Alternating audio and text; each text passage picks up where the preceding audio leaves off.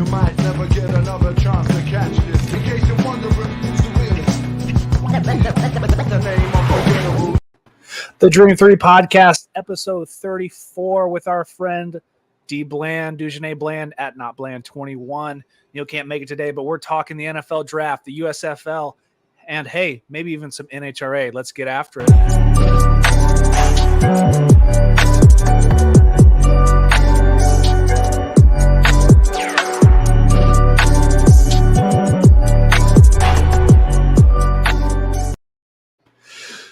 We're back at it with episode 34. Dujunnea, thank you for coming on so last minute. You know, it's NFL draft time. We love talking about football. You are our connection to football. Neil can't make it tonight due to work, but hey, we have a lot to talk about in a full realm of sports. I know normally we are a sports card show, but this would be a good opportunity for us to kind of branch out for that.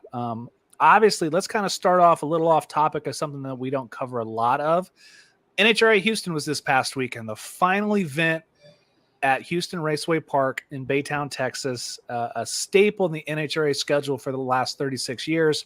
The final event, as I wouldn't say as rumored, but there were some hints that, you know, maybe something could be happening to keep it. As being a close friend of the family, I don't see that happening. Maybe some rumors of something else happening. But your thoughts on Houston, what it's been like, you know, the past 36 years as a staple for NHRA, and it's going to hurt missing that track. What are your thoughts on that? It is. There's a lot of history in that track. You know, just so much, and it usually always is a great turnout. So it's probably one of their better tracks as far as fan participation. This weekend was epic, though. The way it finished, you know, with Camry Caruso and Erica Enders in the final. You got Brittany, you know, doing her thing, and you know, Bobby Bodie getting to the final, and you know, he blew it up. But man, he put on performance this weekend as well. You look at the rivalry between Matt Smith and Steve Johnson. They couldn't have written it any better. The only thing I will say is that I wish that fans, I feel like sometimes NHRA fans are fickle, and you know, we kind of get in the lull, or those fans kind of get in the lull of the event will always be here. I wish the fans would treat it, every event, as if it could be the last one. As we're seeing, there's, you know, money talks, unfortunately, and as we're seeing, things happen and they lose a few tracks. Now, obviously, you lose some come, you know, new ones come, but still, this one stings a little bit because of the history. It's like losing Gainesville. Agreed. And you know, we are losing tracks. We're losing Phoenix at the end of next year. We lose Baytown this year. Losing West Palm Beach International. So, you know, like you said, money talks. A lot of these big companies and big corporations are coming by. And you're right with the NHRA fans. It's like you want to throw it on NHRA and blame it on them, but you know, I'm personal friends with the Angel family. And, you know, if someone came and gave you X amount of millions for your property in cash, like it's a tough business decision because you've put 36 years of hard work into this. You know, everybody dreams of building their own business and then one day selling it for a massive amount of profit. Right. And I think that's this time now, you know, just like NHRA needs to step, I wouldn't say they need to step up, but we're always looking for that next crop of drivers, that next crop of young talent. Where's the next crop of track owners? Who's the next big promoter? Who's the next Bill Bader? Who's the next, you know, we've heard rumblings of doing a drag strip at Circuit of America in Austin. You got to think about, most of these tracks were built in the 60s, 50s, 60s, and 70s, and they're kind of outgrown themselves. Pomona, the biggest example. Downtown LA, shortest shutoff on the track, literally surrounded by neighborhoods, kind of seemingly the same fate. If it wasn't like on NHRA, you know, the museum property, I feel like it could have the same ending as, let's say, an English town. When I started to go to English town, remember it's in the middle of a neighborhood, and you know how historic English town New Jersey was, but that shows that, you know, the more development that is going on, the more tracks are going to get pushed out, and those landowners are going to start taking the money. Now, we have to figure out a solution of how can we combine this? Like, let's look at Las Vegas, for example.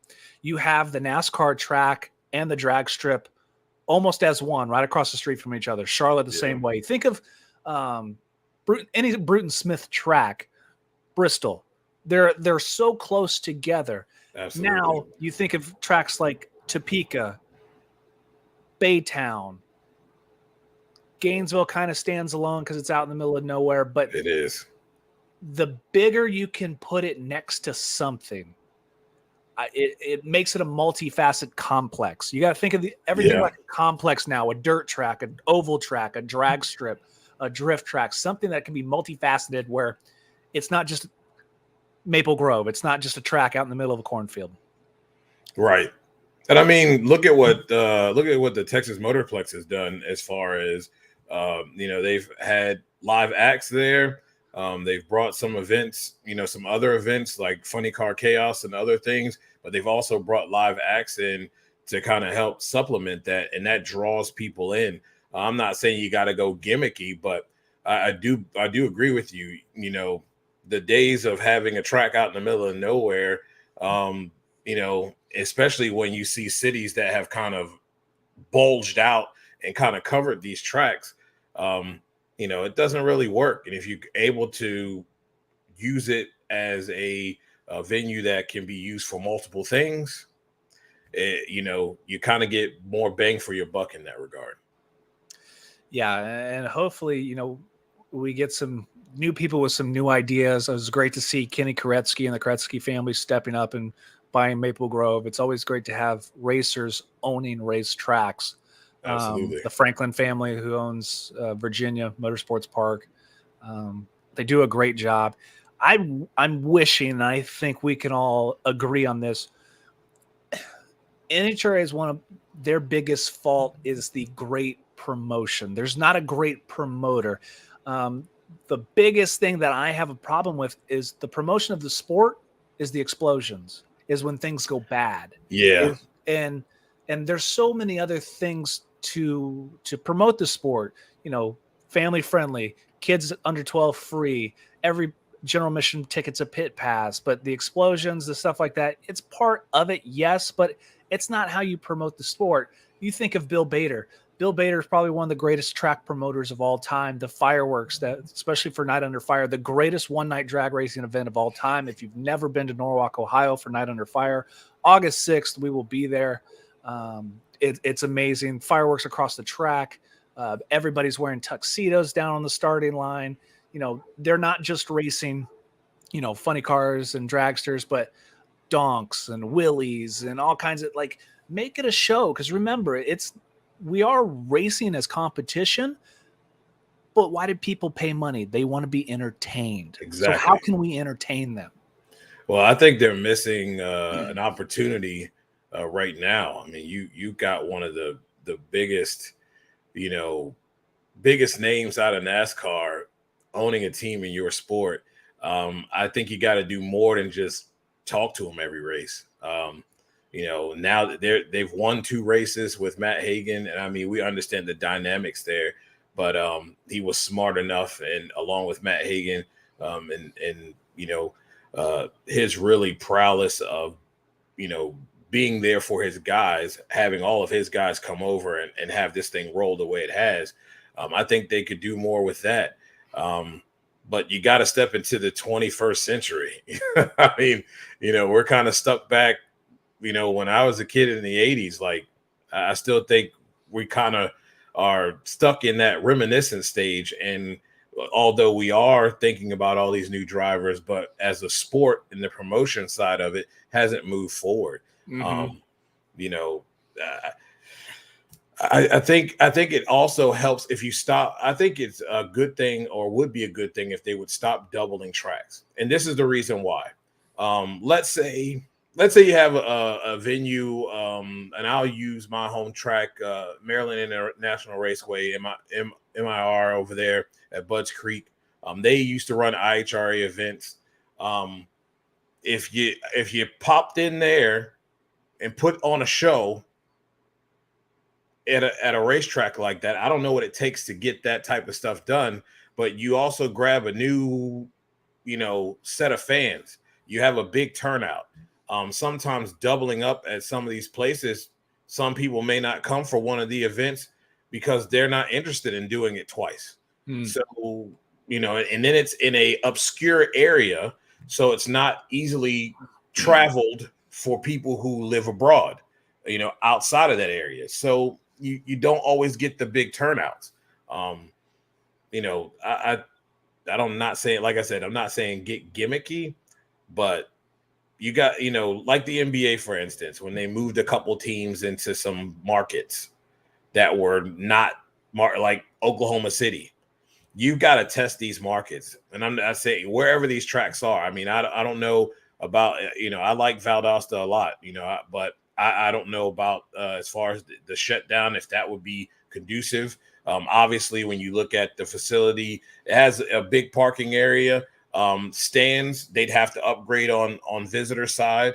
So there's some logistics, but trying some new areas that actually have some decent shutdown areas. Like I said, my home track at Budds Creek is one of them. I think they used to run IHRA, so I think if you do that, you grab a new fan base, you start building that interest, and we all know once you go out one time and you smell this stuff, you're hooked forever. So it's not very hard. But like you said, I think the days of, we're supposed to be promoting safety, but yet we kind of promote the explosions.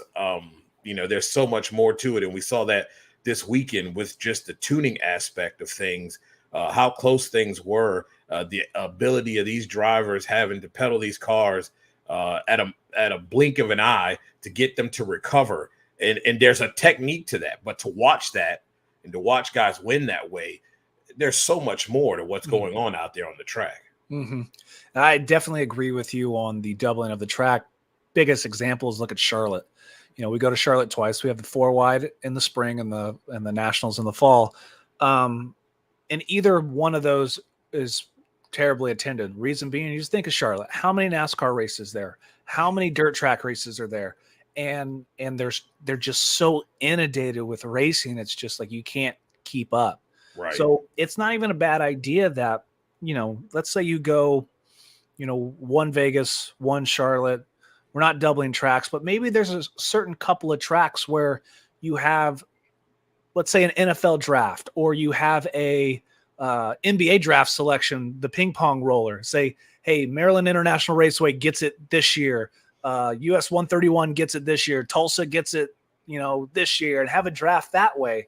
Draw up some interest, thinking some other things. I've brought some ideas to NHRA of, NASCAR once had a Bellator MMA event inside the fan area of the track, and held an event right after a NASCAR race or right after qualifying, something like that. And I brought this idea to them, and in one ear, out the other. Let AEW come out there and set up a ring and let them go at it at the track. I mean, they're willing to do that. I mean, we've seen what AEW's done. Mm-hmm. They'd be willing to come out there and do that. Not only it's a good promotion for them, but hey, there's plenty of drag racing fans that are wrestling fans. Yeah, what Tony P was telling me one year that Oscar De La Hoya and Golden Boy had a ring out in the staging lanes of Las Vegas, and there were guys out there sparring during the races. So, you got to think of different ways, especially in the markets that you're in, to get people engaged. Like, I think you also made a good point of NHRA is very nostalgic. Like, we hold guys like Perdome, guys like Amato up on these pedestals, guys like Sagrini, and we forget where it's like WWE. Would you rather see a veteran from the 80s and 70s get a push, or are you trying to bring up the new talent now? I understand It's a fine line, but for you to survive and keep going to that next level, you have to find that new talent and push them hard. Absolutely. I mean, you can't keep rolling out Goldberg every time you need a big hit. And NHRA rolls out their versions of Goldberg too many times. And we have young talent. I mean, I'm just going to go right now and say Matt Hagan right from the jump. The comfortability that you see with him now, you're really starting to see his personality shine through with TSR. He's super comfortable. He said there's no drama in his life right now, and it shows, man. And those are the type of people. Look at Justin Ashley. Look at what he's doing on the track, off the track. He's very well polished, very well spoken, does everything the right way. Josh Hart. I mean, there's plenty of people here. We love them. Of course, we love them. But at the end of the day, the sport has to move forward. It's the same, the NFL. I mean, they love their veteran guys, their former staples of the Shield, but they're promoting these new faces of the Shield as well now, because you know what? You're not going to draw the young kids in with continuing to roll out people that they don't know. Hence, a case in point, and I'll use this whole thing with the Washington Commanders as an example. People are mad, and most of them are in my age group or older, about where the direction is going. I don't care for it. I'm done. But at the end of the day, they are not catering to those people that saw Mark Rippon win a Super Bowl. They're catering to people who are 21, 22, 23, 24 years old that are coming up, the babies. They're catering to them. They don't care about the older people because that's not what's going to get you money down the road. That's not going to sell future season tickets. Exactly. So it's the same thing here. You're not going to sell future season tickets. You're not going to have a new crop of fan base if we're not promoting. I mean, you have a person that's pushing towards greatness and who is young and being having her own shrine at some point in Erica Enders. You should be doing more with that. But we also have young talent, the double A's, Stanfields, all these people that also need to be pushed just as much. But take advantage of those things. We can't keep living in the past, because you know what? These people who are 20 to 25 or even somewhat in the 30s don't know who these people are. Exactly. When I think of drag racing nowadays compared to, let's say, the early 2000s, and I mean, you can still kind of make that comparison. You don't have, I want to say the average age of a driver right now is probably late 40s, maybe early 50s, because you can only count on your hand, a handful of people under 20. And I understand, it takes money, sponsorship, and hustle. Justin Ashley is a perfect example of a kid who is an absolute grinder, hustler. He's got that football mentality. Great dude on and off the track. And it's tough. Everyone thinks that, I can just jump in a race car. It's like, no, you don't understand what it takes to be behind this. And, not only that, you have to be a personality. People know when people are boring.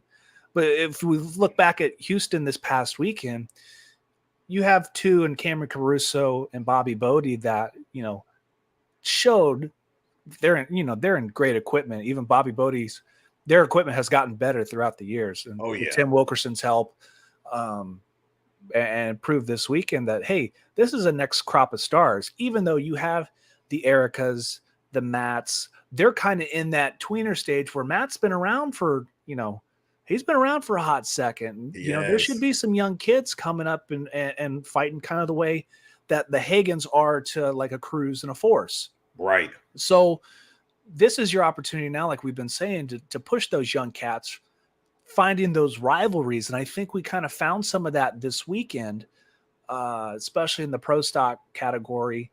But then also, if I look at funny cars, so the final, obviously Bobby Bodie, Matt Hagan. Bodie has the jump. Bodie's out the first 8th mile of the track. Car's going out there, putting holes out, spinning. It's race day. Ain't gonna lift, blow the body off. He gets out and, you know, he throws the gloves, throws the helmet, throws the Hans. You know, he's a 20-year-old kid.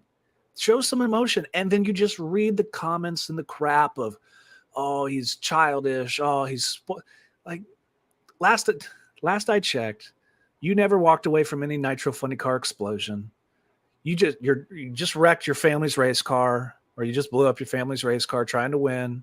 Right. You know, it's your first win. You're 20-year-olds. That's called competition. Like Tony Stewart said, you know, I love guys that are fiery, that want to win like that.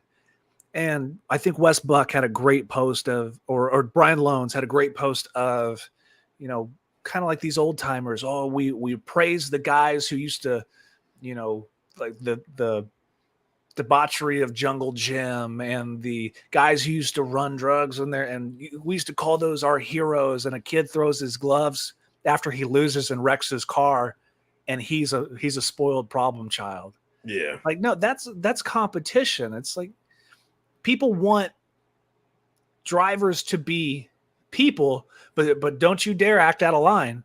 Don't you dare comment back or act all crazy. Yeah, and I don't think, I'm going to be honest with you. You know, I don't think the NHRA does a good job of allowing them to be people. We got this. You know, you want your cake and eat it too. It's like, okay, you're trying to be. You want a PG deal, and then you want Mr. Roboto, but it's okay for you to go and have broadcast to manufacture some fake rivalry on comments, and you want to try to distort things to try to get things going. You could have it naturally if you just let them be who they are. I'm not saying you got to be cussing people out, and we don't need to get into fisticuffs, but I mean, look at Steve Johnson and Matt Smith this weekend.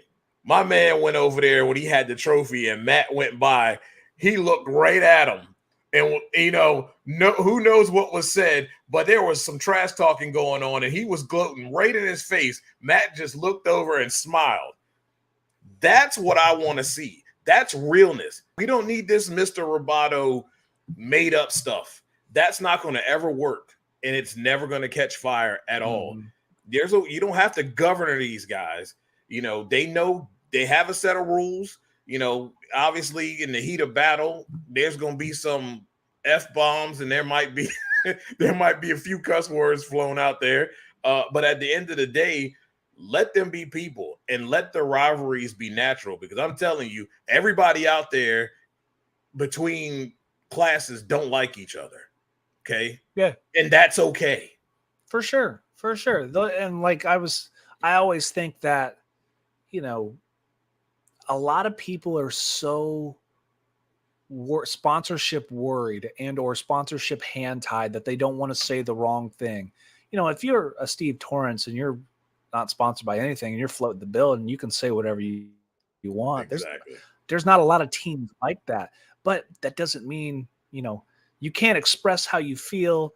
You have to do the John Force, you know, tag all the sponsors that, like, it's to see that old man fired up, him getting to Hagen's face, the Cruz Sean Langdon thing, like, yes. You know, let those guys, that's part of the action.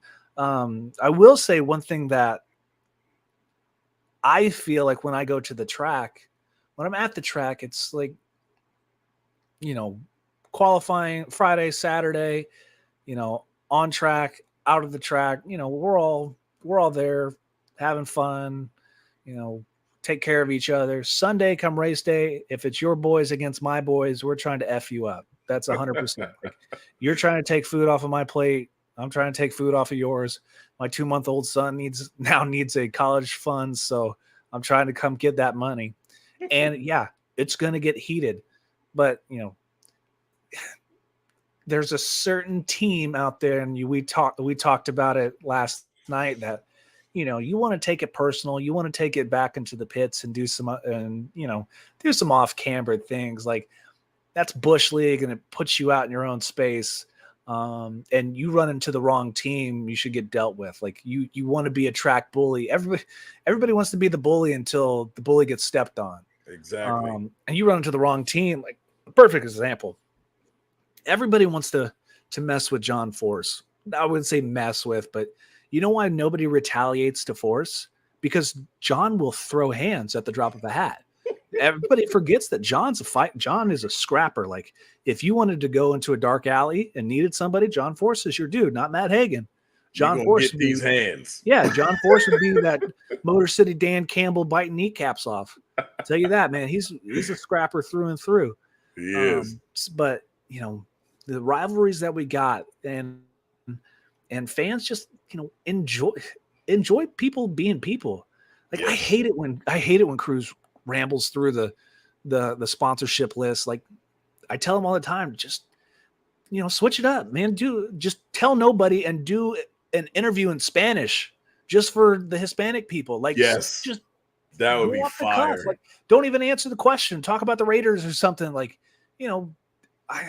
sometimes we have points that we have to make in certain positions, but have fun. We can't do this stuff forever, so right, just have fun with it. And it's great when it's great when he's fired up, and it's not about the sponsors. Oh, it's great interviews. Boy, it's great interviews. It's a reaction first, think later, and then it's a laugh on the way back, and then he lets me know what he says, and I'm like, oh no. And then I just get the blast of text messages and all the fun times. But you know what? I'm usually the first one after I hear it, because I'm over here just dying laughing. It's great stuff, man. It's great stuff. There's been so many times where it's just like the first Epping incident with Sean. I forgot, somebody just told me, did you hear what Cruz said on the top end? I said no. And then it's just like the barrage. I thought, oh man, this is gonna be good. So that was a fun couple of weeks. But that's awesome. So NHRA Charlotte this weekend, another 4-wide event, kind of a spectacle that's, I don't want to say run its course, but you need those two. They need to be spaced out further. They're too close. I agree. They're too close. Charlotte lost its luster.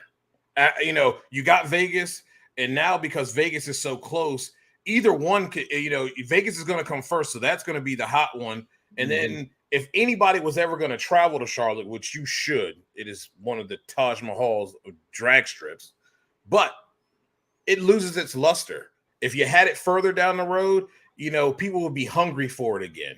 It's just too early. No, I definitely agree with that. So, maybe, I know NHRA is working on a couple things that we hope that kind of change the game. A lot of things that they've been late to the game too, that they kind of, I don't know if they don't listen, they don't take advice from, people my age. I know they're trying for not Netflix, but a certain show, probably because the F1 thing caught fire.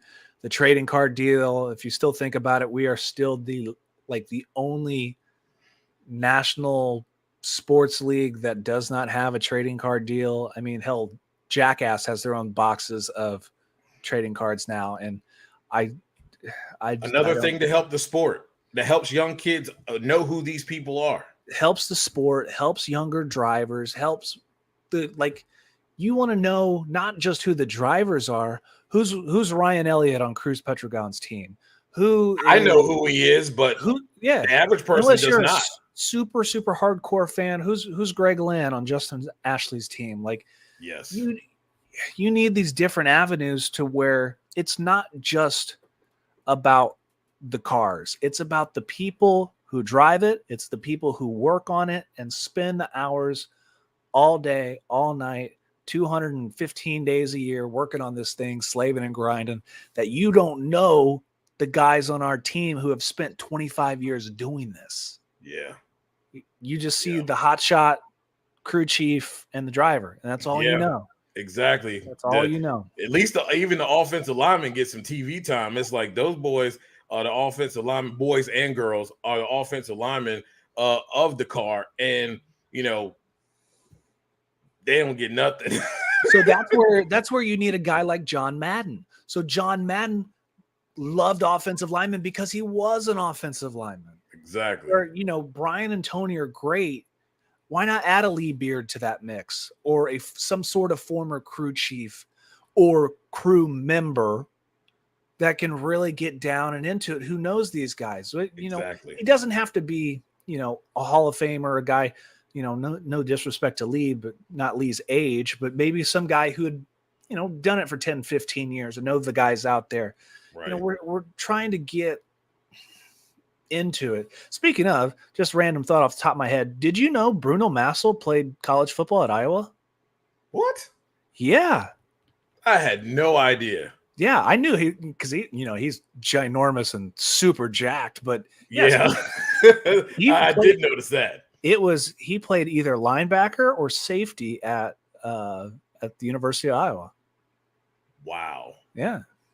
That's pretty dope. It is. So let's transition from NHRA. Let's go start talking about football. So spring football is back in our lives. Hiatus for a couple years. The USFL's back, first time since 1985.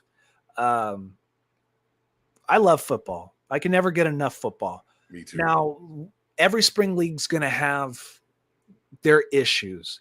And you see a lot of the, former NFL guys, the top tier NFL guys, not be a fan of the spring league. Why? Because if these guys can't, cut the roster in the big time, what would make you think that you want to see these guys get a second, third, fourth chance if they're the backups to the eighth stringers? The toughest thing, like, I love the USFL. I love the XFL. I love the what was it? The UFL and the UFL, which was 5 years ago or something. They're all going to have the same problem, and that is quarterback play. If you don't have a good quarterback that can sling the rock and just throws picks and turnovers, it's a tough watch. It is. It is. I also think too, they got to stop going. They got to stop going to the well, to some of these go-to individuals, and I think this year will tell it all, because now you're going to start having every quarterback in college is not going to make an NFL roster. So now you're going to have a little bit more of a pool to choose from. XFL will have a pool to choose from, but I also think if they have more time in these leagues, they will be able to refine things a little bit more. And here's why I say this. The NFL suffers from two deficiencies: offensive line and backup quarterback play. People don't give a crap about it until your starting quarterback is out of here and you got Jabroni Biscuit, who was holding a clipboard all this time, come in and he's like, yep, we're not winning with this guy. You name me one, you can't name me 5 teams that have a solid backup that can come in and win them more than 3 ball games. Some of them can't even win 1. Nope. It's bad. And that destroys people wanting to, because what happens when that team is on a Sunday night primetime game or a Monday night primetime game? It is ugly. I mean, you better hope you have Peyton and Eli talking on Monday Night Football for that game, because it's not worth watching. No, it's like, Curtis Painter was thrust in for the Colts and we won one game. You're right. You look at the backups throughout the league, there's not very many of it. And there's dudes who are in the NFL or who are backups and perennial backups. Chase Daniels, who I can't believe is still in the NFL. Colt McCoy, who is still in the NFL, gets out there and, they can't sling the rock. Matt Barkley's still in the NFL. That guy graduated the same year I did from high school. Exactly. If he's in the league, I should be in the league. So, looking at the USFL, there's got to be better talent than what you find. You're telling me Paxton Lynch is the best guy you could find? I know he's a former first-round pick, but did anybody see him as an actual first-round pick when he got drafted? I'm telling you, it wasn't good then. It wasn't good now. And what I think happened was they went and said, hey, these are guys that have actually played football recently. We only have a short period of time to put together offenses and game plans to get the league started. So let's go and get these guys that have been there and at least have played in some type of football recently. Like I said, thinking the next year, we're going to see we should see a nice little rotation of some new young quarterbacks that maybe just didn't have enough seasoning to be in the league and couldn't really, teams couldn't really afford to say, hey, I'm going to get rid of this backup that's been on my roster since God knows when for that guy. They come in here, they get a chance to season themselves up, and then maybe they get an opportunity to back up someone in the NFL. They have to do it. The same thing with offensive linemen.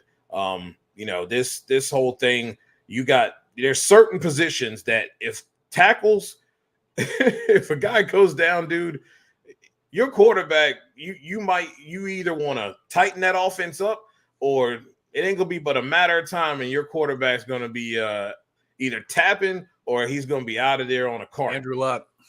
Yep, it's not good. So I think these leagues, this is something that's been needed to be done. Now I don't know the parameters of XFL's joint partnership or partnership with the NFL and how much of a partnership that is. But either way, these two leagues are going to be fantastic for starting to season talent so you can have a more well-rounded roster instead of watching your starter offensive lineman go down and then it's, what are we going to do? Because we have nobody else on this roster that can actually play tackle for 10 games, 9 games, 8 games. You're not getting to the playoffs like that.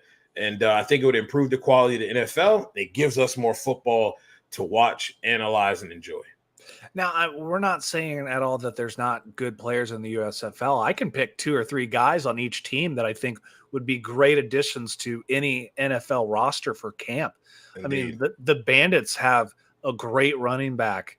Number 7, I can't think of his name off the top of my head. The Breakers had the wide receiver this weekend who was just making one-handed catches. Yes. There's some 6'5" wide receivers that, can play some ball. And there are some guys, who didn't get their opportunity, whether because of an injury or just, like we've said, timing isn't right. But, there are some good players in this league, and, they only had 3 weeks to prepare to get everything ready. Like, will it be better next year? We hope. We always hope. I mean, last year, what was the AFL or UFL? One league that only made it like halfway through the season before it shut down. It was the Alliance Football League. The Alliance Football League. So my only concern is with the XFL coming in next year, does that water down the product of the USFL, or does it water down the product of both? And I think, like you said, it kind of depends on what this, partnership with the NFL, or I think they were trying to work with the CFL or something like that. Right. Not too much football is not a bad thing, but watered down product is. Yeah, it is. And like you said, right now, you have an issue at quarterback play. So if they have an issue with quarterback play, now think about it. They do have an entire year. They'll have some guys out of this draft that maybe didn't get picked up, or some people that will be dropped that they'll have to pick from. Mm-hmm. But again, if we're talking about guys being dropped from the NFL, I mean, these are the same quarterbacks that can't go in here and throw a 5-yard out without it getting picked off and run back for 6. Yeah. You know what I mean? That is the thing. And I'm wondering how that's going to work as well. The other big thing that they're lacking is, we got to remember that there's only allowed 38 or 39 active players in the USFL on each roster. So it's not a full 53 like the NFL is. So this requires their kickers also have to be their punters. And there's a reason why in the NFL there are kickers and then there are punters. There are different specialties. And you're seeing that with so many missed extra points, so many, doinked field goals, so many bad punts. And that's not a great look. It's not. It's like I want to watch it. And I force myself to watch it. There are some games that are really good. The Bandits Breakers game this past week. Yes. Very good to watch. But then there are other games like the Pittsburgh team. They're just so bad that it's a bad high school team. You know what I think too, though? Like, I'm sorry, but Jeff Fisher and I see the Wade Phillips is a little bit different. At least he was some good before he got out of the NFL. But I'm tired of seeing retreads. Like, why don't we Todd Haley pass? Yeah, why don't we see young coaches that maybe didn't get an opportunity or position coaches that maybe need a little bit more seasoning? I don't want to hear about the interview process, but give them an opportunity to lead and let them do it. I'm tired of seeing people coaches that couldn't cut it in the NFL come here because you know what? Their product looks the same. Yeah. Look at Jeff Fisher's team. 500 Trash. Yeah. Can't even get out of their own way. And you got other coaches like the Gramblers are doing pretty good. The Breakers are doing good. That are really showing out. The Stallions. They're really showing out and doing a good job, innovative, being different. And a lot of those coaches you think they were playing in the league and they had their job on the line the way they're playing so conservative. I mean, it's the USFL. You got 3 points to be able to get extra points. Look, man, I'd be going for stuff like that. What are we doing? You're not going for it on fourth down. What are you protecting? Yeah. I mean, come on, man. And if I'm a player who's trying, let's be honest, they're probably making, $40,000-$50,000 a year playing. They're not making big time money. Right. Your goal is to get game film. And if like you said, if we have an opportunity to get 3 points on a try, why are we not running trick plays? Why are we not putting the ball in my hands? Let me go razzle dazzle some stuff so I can be the next Taylor Heineke and get paid in the NFL. Exactly. I don't understand it. There's a it's got a long way to go, and it's not going to be people's cup of tea, for hardcore football fans. Right. They'll always be there. It's like hardcore drag racing fans. They'll always watch it. But, the product has to get better. And yeah, if you're going to keep it, it has to get better. My question is, I don't know if you know this or not, but they're playing in Birmingham all of the games. UAB, Will that be a thing, or will this next season they will actually have a travel?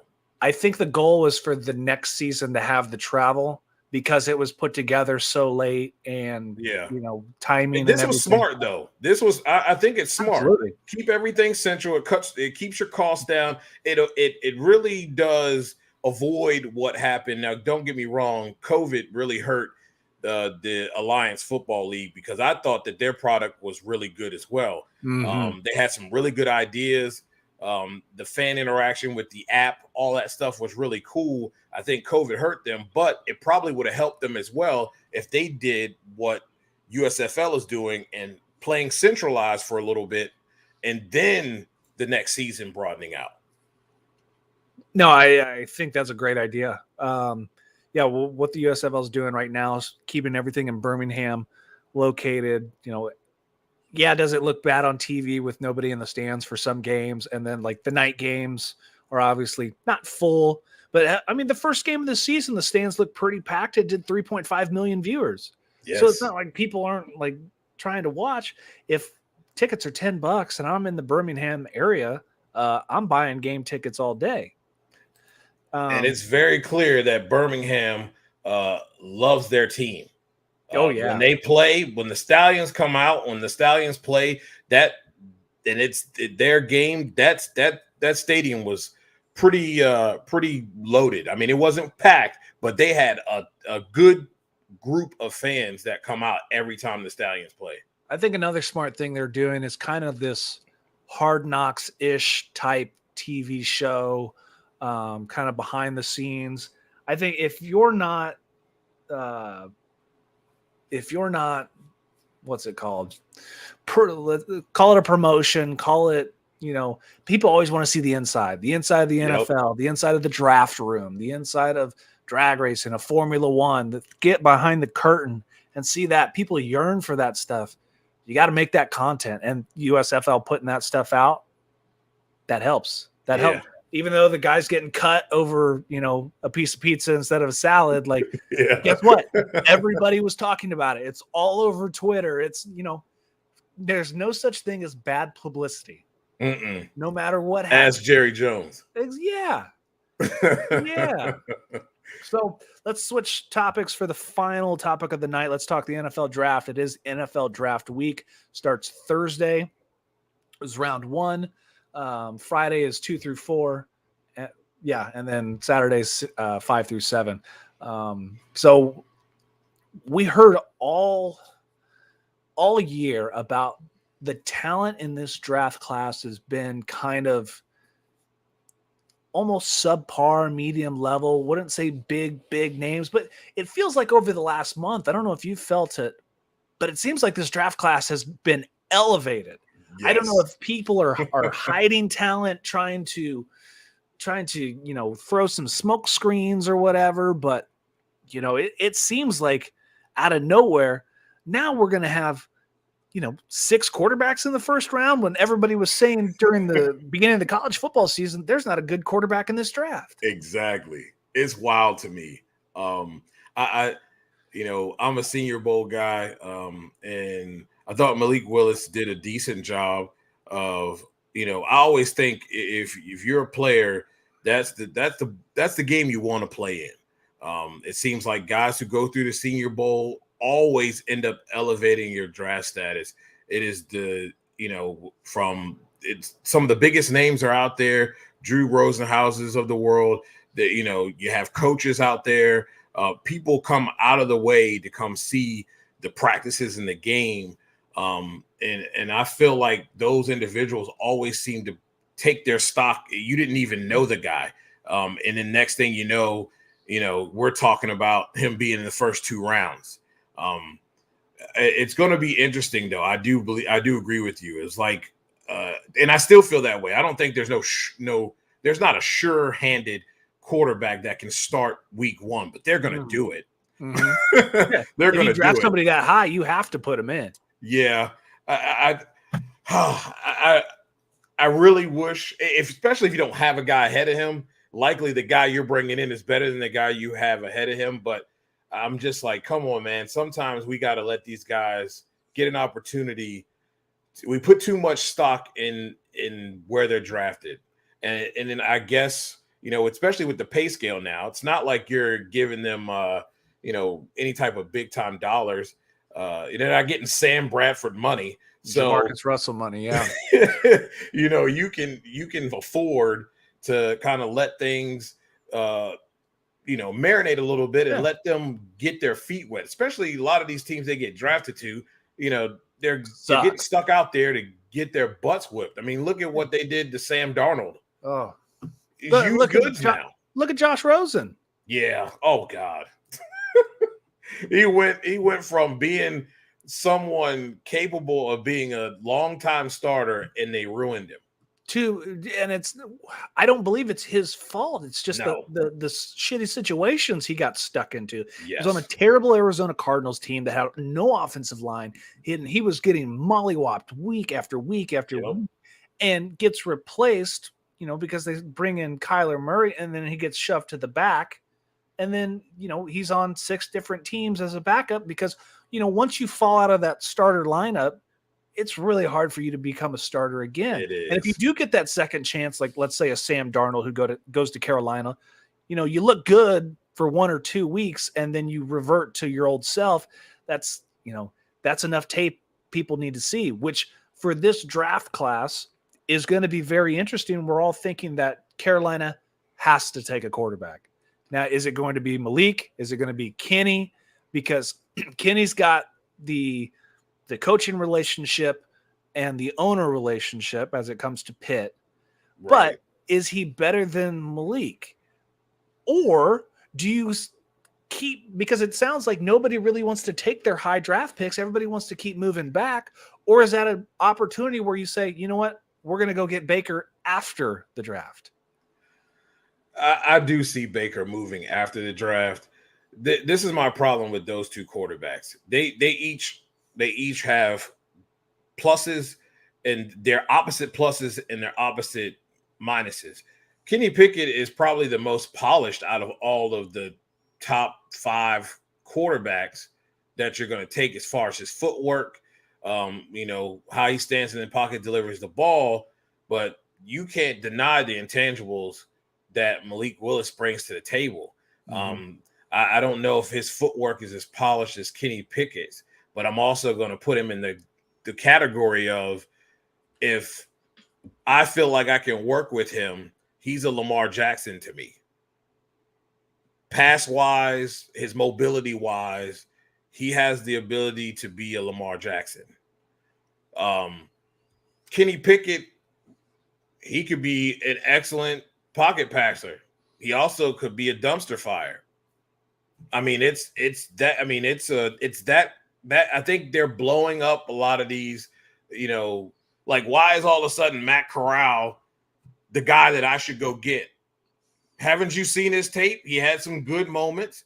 There's a lot of running involved in what he does. Mm-hmm. He puts his body on the line, but pure passing, there's just 2 or 3 guys that are better. I mean, Sam Howell is better than Matt Corral passing wise, but this league's about mobility. So, what do you do? I personally don't think there's one. Obviously, there's teams that feel like they have to do something at quarterback. Everybody ain't going to be in the Baker Mayfield sweepstakes. Probably would be the smart deal for Carolina. We'll see how smart they really are. But I don't think there's a quarterback that if I'm in the top 10, even in the top 5, I don't think that's a smart move to pick a quarterback, because I don't think those quarterbacks are good enough to go in the top half of the top 10 of the draft. And I'll even go as far as probably top 15. I just don't. All those guys don't, they trying to say Willis, Pickett, Corral, and then you got some people think Ritter also. Like, no way. Maybe 1 or 2, but the rest of those guys are 2nd and 3rd round picks, in my opinion. Yeah. I think even so. What are your thoughts on this? There's a lot of talk that the Lions might sneak out of nowhere and pick up Malik at the number 2 overall pick. That obviously throws Jared Goff out of the not out of the equation. I bet he would play for half the year, and then you let Malik, go in. Do you feel like that's going to happen, or you think that that's some sort of ploy? I want to say that we always want to think that Detroit is smarter than that, but Detroit Lions do Detroit Lion things. Yeah. And I will say this though, they have a lot of young, talented wide receivers. If they can get, Goff has done a decent, he's done Jared Goff-like things that, Sean McVay got rid of him for, but he's moved this offense. But they have to shore up things. A lot of their losses defensively don't come together. Then you put it all on Goff's back, and he does Goff things in pressure moments and throws the ill-advised pick when you're marching down the field and you're right there to seize the game. Or they have the inexplainable fumble. Does a guy like Malik Willis going to change that when you really need to have more depth on the defensive side of the ball so that in key situations you can stop somebody? I think a lot of it is they have a good pick. They likely could bait someone to come up, and because there's other people that need quarterbacks, to come up and get a pick and then spend a lot of draft capital to give them, they could gain more picks to build out their roster, and they still could get a capable quarterback that I think could, you bring him up right and train him up right, he could be better than Goff. But I think I think there's a I'd lean more towards them taking Willis than not, because it's the Detroit Lions. So that's also, Detroit Lions do Detroit Lion things. Jacksonville Jaguars also do Jacksonville Jaguar things. Like, is Adrian Hutchinson the guy that you need? He might be the best player on the board, but is that the guy that you need? See, there's a fine line. There's a fine line. There's some people that think that best available is the way to draft, but I don't think that's always the case, and I don't really think that's not an area that they need. But again, they paid Christian Kirk like he was Debo Samuel or somebody. They're gonna find out quick. I think Zay Jones is going to be better than Christian Kirk. He's a street man. That's what he does. Yeah. He ain't gonna do anything inside 15, 10 yards. He ain't doing nothing inside the middle of the field. He's gonna streak down the field. That's what he does. You paid a streaker. I think they'll still go and try to draft best available and not focus on getting more bang for your buck and rounding this team out. Because at the end of the day, you have to find out what you have at quarterback, and you're not going to help him if all aspects are sound. You know what I mean? He can't have what they had last year. Well, he made it through the soap opera and the drama. Now Unscathed. you have a legit NFL coach now backing you. You'll be around what a real NFL team should be. Now, the Jaguars have holes, not only in their team. I think the general manager is one of the worst in the league. I 100% agree. So that's, to me, that's tough. Like, is Adrian Hutchinson a great player? Absolutely. Yes. But are we drafting need or are we drafting best available? Why not? If I have the first round pick, or if I have the first overall pick, can I trade back? Can I get more picks? Because think about how the depth of this draft in offensive line, wide receivers, and defensive line is massive. The running backs, quarterbacks, skill-ish type players, maybe not so much, but wide receivers and offensive linemen, you can always use those, especially if you have, Trevor Lawrence as your quarterback. Tell me you can't use a couple more guards and a tackle. Because don't put your eggs in that Brandon Sheriff basket. Yeah. He can't stay healthy. You paid him, and he's a great player. But there's a reason why Washington didn't pay him. Mm-hmm. He can't stay on the field. Go look at how many games he played. I encourage Jaguars fans to go look that up. He didn't stay on the field very much. Mm-hmm. So you think he's going to come to Florida and that's all of a sudden going to change? Yeah, the Jags are notorious for taking guys, number 2, number 3 type guys, and giving them big contracts. You never hear from them again. Let me think who I can think of off the top of my head. I know there's been a couple Colts guys that have gone there. Well, even we've talked in the past, when Pierre Garçon went from the Colts to the Redskins, he's a 50-50 guy. He will catch half the balls, and they'll be amazing catches. But the easiest catches, he looks like Darius Hayward-Bay. Yes. Just dropping random ass passes. And he had the most obscure fumbles. He was aggressive, and he mush you. He mush your face. But sometimes he mush your face, and the bread would come out of his hand. Yeah. So if try and think about the draft as a whole, is there one player who you are kind of intrigued on following their career, or your kind of sleeper for the pick? I have 3. Zion Johnson, the guard from Boston College. Yep. He really improved his draft stock in the Senior Bowl. He's got great height, solid. I think he'd be solid in the league. He's got great technique. He really showed that in Senior Bowl practices.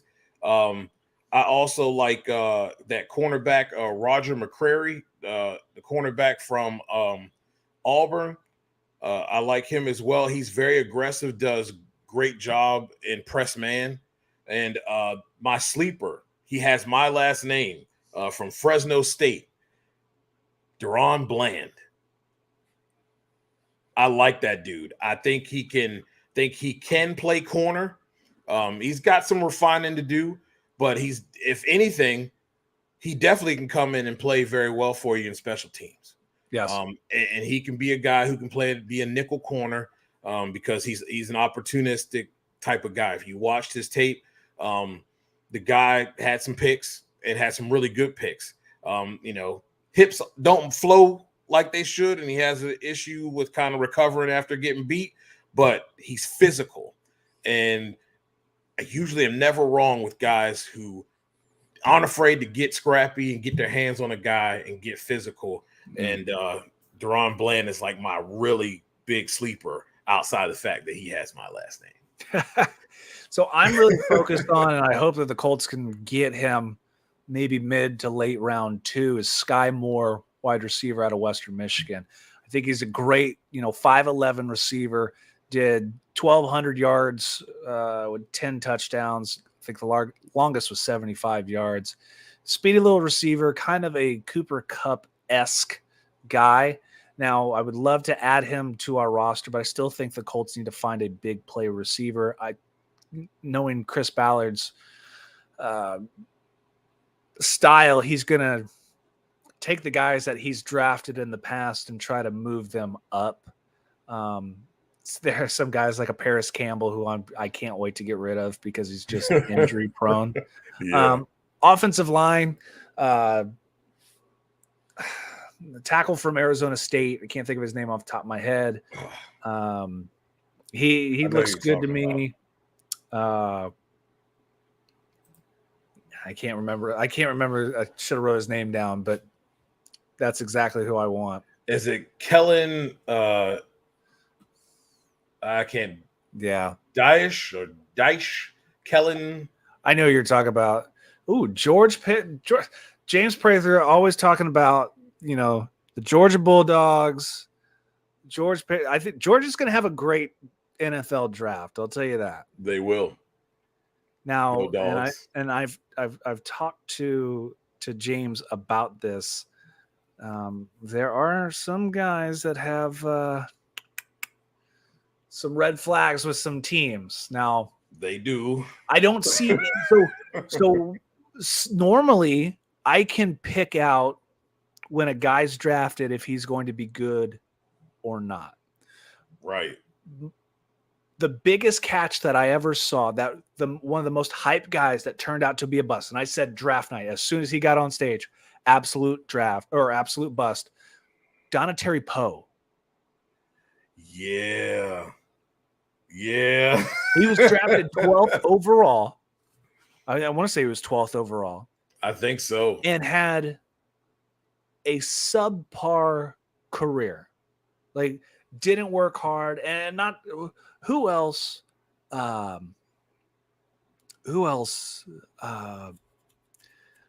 is either drafted to the Dolphins.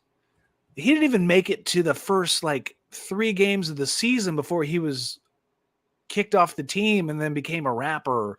Like, how do you get drafted in the very first round and you don't even make it the first 3 games of the season? Yeah, that tells you that your management is horrible. Your general manager is what are your horrible. scouts looking at? So I don't see.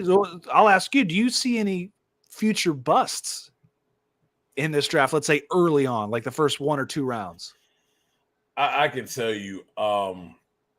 I think there is. It's very scary to think of some of these players that, especially at quarterback, And I hear a lot of talk with Ritter and Corral. I don't see Corral working out. I don't. He reminds me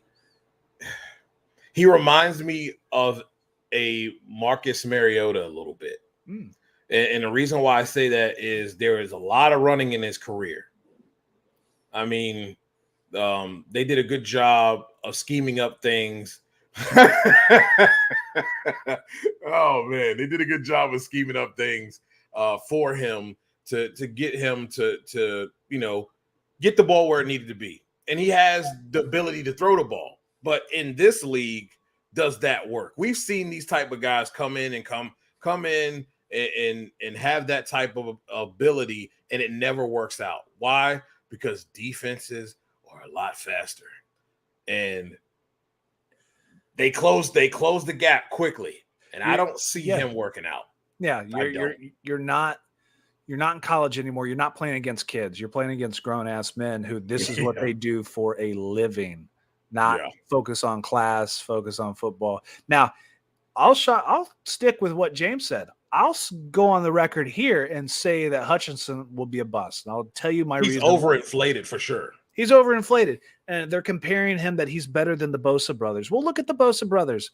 I don't see any of them as top-tier guys right now. Nick had a good 1 or 2 years. Joey, we haven't heard from in a couple years. Here's the problem with defensive ends. You run into great, let's say he's playing, a strong side where he's going to play against the left tackle every single down. You're going to run into some great big-time left tackles, and unless you're, Dwight Freeney, like you better come with something. He's not. Like, congrats, you have a bull rush long arm and maybe some swim moves, but I don't think you have the speed and power. Yeah, will he be a decent player in the NFL? Only time will tell. Will we still be talking about him 5-6 years from now? Man, I haven't heard anybody mention Joey Bosa's name except when he got that contract that I don't believe he's deserved. Exactly. And James is right. He was a no-show for the UGA game. And this, like we just said, this is the NFL. If they think that you're good, you're not going to get a one-on-one. You're going to get a tight end chip. You're going to get a running back out of the back to chip you too. Can you defeat those? Now, can you do what that number 1 overall pick says, which says you're the best player in college football? Can you defeat all this game planning against you? Right. And still produce? And if not, to me, you're a bust. See, I'm going to say, first of all, with my Chargers, watch Khalil Mack have more than Bosa. Just saying. I'm also going to go out and say he reminds me that it's the same hype, the same type of talk that we saw and we're seeing with Chase Young. Chase Young got 1 more year for me. Ooh. Chase Young got 1 more year for me. He got injured, so he gets a little bit of a mulligan. But this year, I need to see what they drafted you for. Because, see, this is what Hutchinson, this is the same reason why they're looking at him as number 1. Supposedly can do all of those things.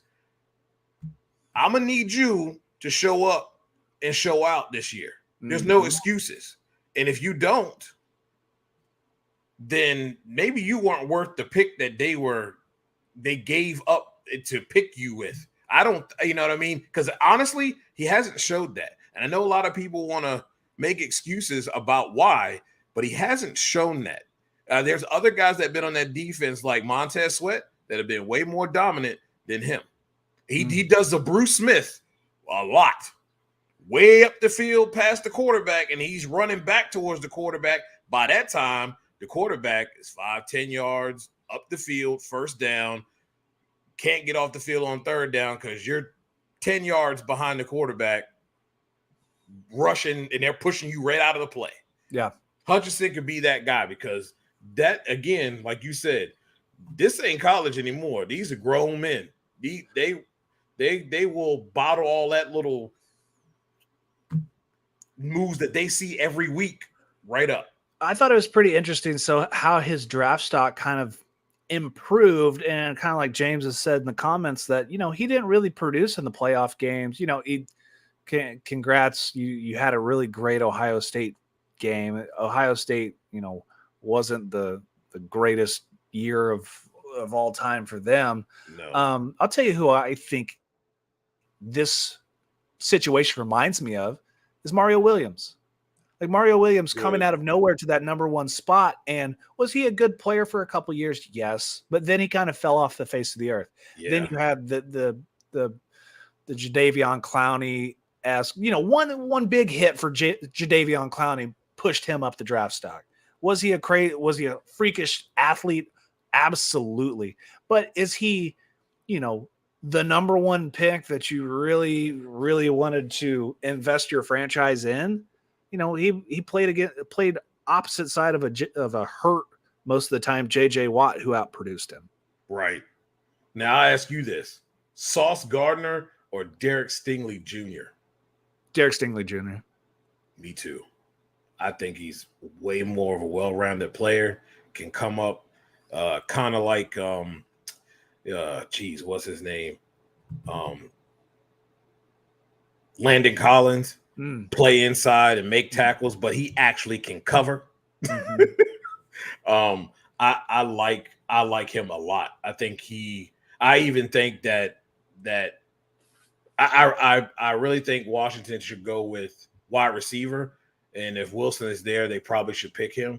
But if Stingley is a very, very close one, is really a 1B for me, 1A, 1B type thing.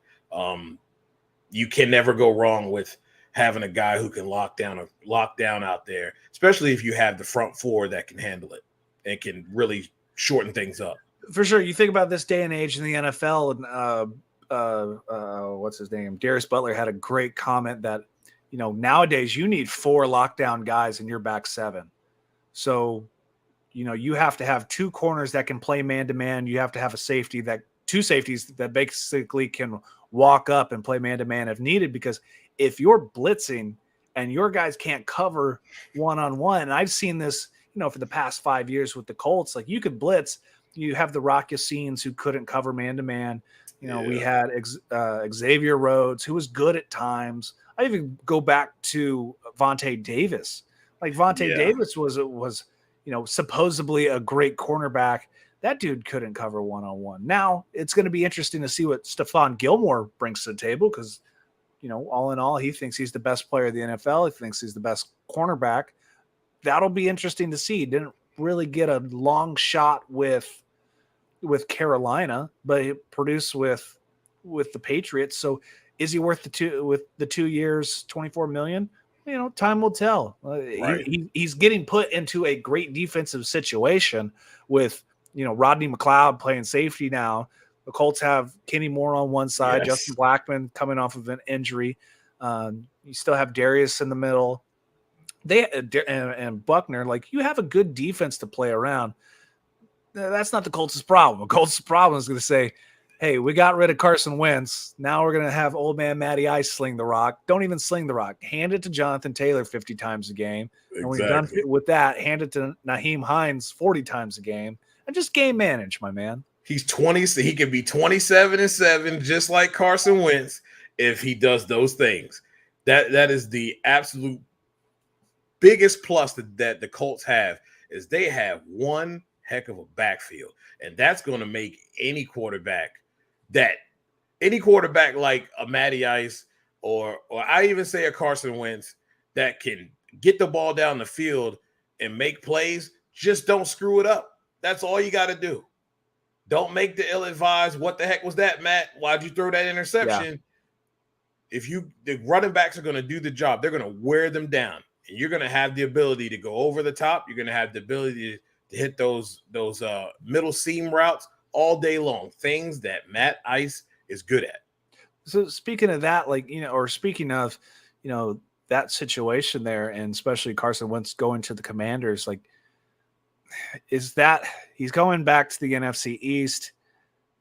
Is it a good situation for him? Obviously, he's got Terry McLaurin, but just like anybody else, like Carson, when he's good, but he's going to wince. Like, he's going to do stupid shit once in a while.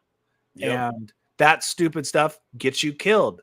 or not only gets himself killed, but he makes the most boneheaded things that you can't believe a quarterback would do in certain situations. Right. Living and dying on every single play. Like, where do you rank him in the quarterback situation of the NFC East now? I've never been high on Danny Dimes. I said that. You can go back to podcasts when he came out of the Senior Bowl. I was never high on him. The Giants are paying for that. I think Carson is third, and I'm giving Jalen Hurts some leadway. I really don't think that the Eagles have met or really done a good job of playing to his strengths and growing him at the same time. They put him in situations to where he's taking steps back, and I don't blame the quarterback in that regard.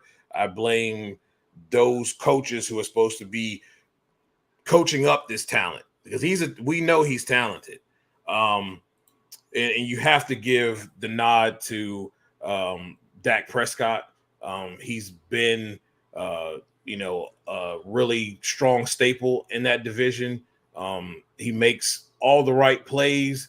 A lot of bad things that happen are not on his accord. It's the idiots you call coaches and offensive coordinators, but they're only doing a job that Jerry's asking them to do. They're just puppets. So Yep. It's unfortunate that he's in that situation, but that's the reason why the Dallas Cowboys are able to be where they are, is because of Dak Prescott. Now, you can talk to Dallas fans and they'll say something different, but we know Dallas fans are Dallas fans, and I don't listen to uneducated football people. So, I say Carson is third, and I do think Washington got an upgrade.